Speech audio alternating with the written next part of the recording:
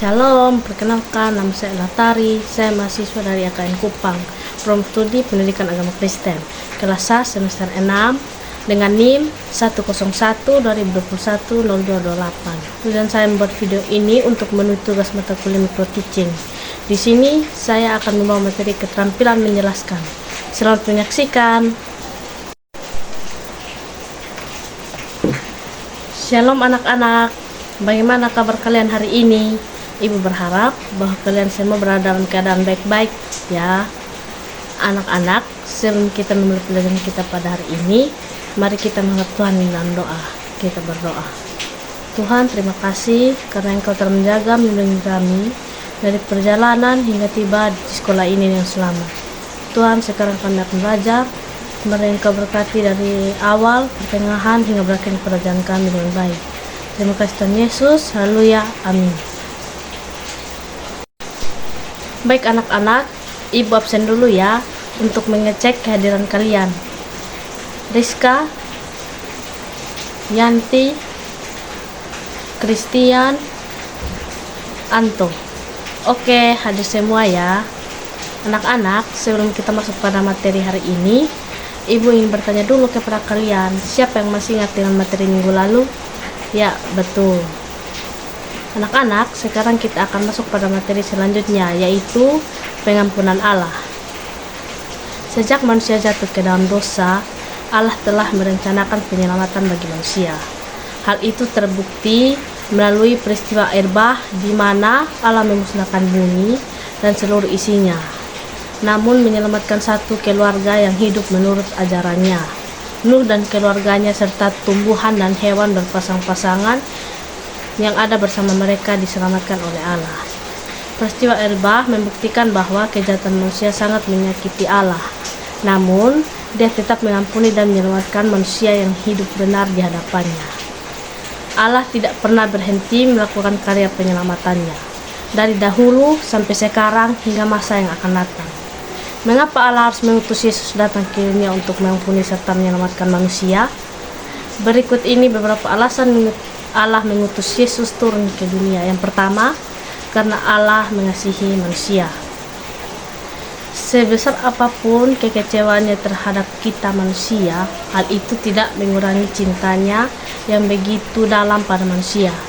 Allah mengasihi semua ciptaannya dan Dia selalu memberi kesempatan untuk bertobat dan kembali kepadanya. Anak-anak, sebenarnya bukan hal yang mudah juga bagi manusia untuk selalu menjaga ketaatan hidup dalam iman. Mengapa? Karena begitu banyak godaan yang ada di sekitar kita. Demikian pula manusia yang hidup di zaman Nuh, mereka tergoda oleh indahnya kehidupan yang penuh dengan kejahatan, hidup dalam pesta pora, kejahatan seksual, menindas, menyakiti sesama, merampas hak orang lain, dan menyalahgunakan kekuasaan. Semua itu membawa kenikmatan tersendiri bagi manusia. Inilah yang disebut oleh Rasul Paulus dengan hidup oleh daging dan bukan hidup oleh roh. Bahwa keinginan daging akan membawa manusia pada kebinasaan. Sebaliknya, keinginan roh membawa pada keselamatan. Anak-anak, oleh roh artinya hidup yang dipimpin oleh roh dan hidup menurut perintah Allah. Yang kedua, Allah Maha Pengampun.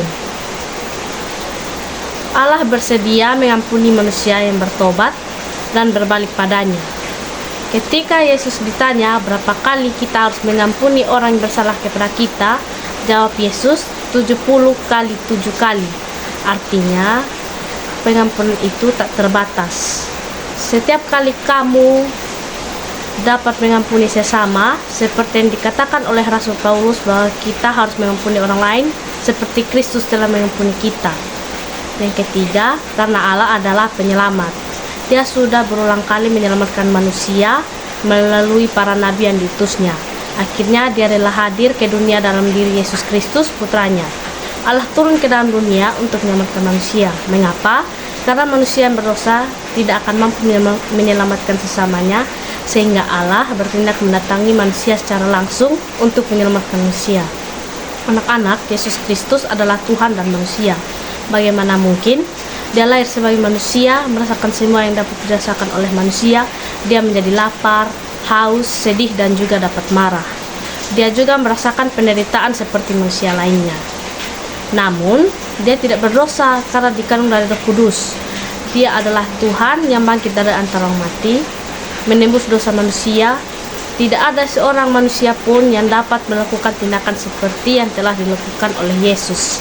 Dia tidak berdosa, tetapi harus menderita dan mati sama seperti orang berdosa. Menurut Rasul Paulus, dia menanggung segala dosa kita. Allah mengampuni kita di dalam Kristus dengan menamaikan kita dengan dirinya. Melalui pengampunan itu, Allah memperbaiki hubungannya dengan manusia.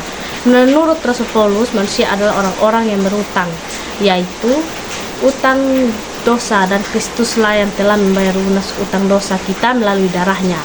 Melalui kematiannya di kayu salib, Tuhan Allah mengampuni kita dalam Kristus dengan membatalkan utang kita kepadanya. Anak-anak, apakah ada yang ingin bertanya mengenai materi yang Ibu jelaskan? Baik, kalau tidak ada, pertemuan kita cukup sampai di sini ya. Sebelum kita pulang, mari kita menghadap Tuhan di dalam doa. Kita berdoa. Ya Tuhan, terima kasih karena Engkau telah ada bersama-sama dengan kami dari awal, pertengahan, hingga berakhirnya pertemuan kami dengan baik. Ya Tuhan, hanya ini doa dan permohonan kami. Terima kasih Tuhan Yesus. Haleluya. Amin. Shalom, sampai jumpa minggu depan ya anak-anak. Demikianlah video mengenai keterampilan menjelaskan. Semoga bermanfaat. Terima kasih. Shalom.